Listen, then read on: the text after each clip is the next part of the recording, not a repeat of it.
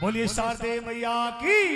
एक बार सभी भक्त जो दरबार में बैठे हैं सच्ची श्रद्धा भावना लेकर के दोनों हाथ सीधे करेंगे। बिल्कुल सभी को बोलने का वरदान मिला है मां सरस्वती से। सभी की जीविया पर वास करती है, सभी बुद्धि की दाता है मां शारदे, सभी को बुद्धि देती है, सभी को ज्ञान का भंडार देती है। एक बार जोर का जय कर लगाएंगे मां के नाम का। बोल सरस्वती मैया की, बोल सच्चे दरबार की। आइए मनाएंगे मीठी मीठी तालियों से।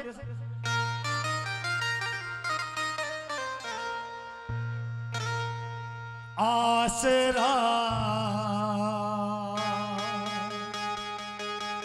लेने तेरा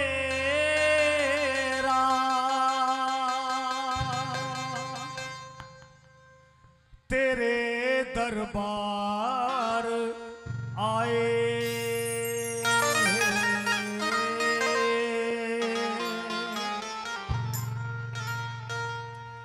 आसरा लेने तेरा तेरे दरबार आए, आसरा लेने तेरा तेरे दरबार आए, आसरा लेने तेरा तेरे दरबार आए।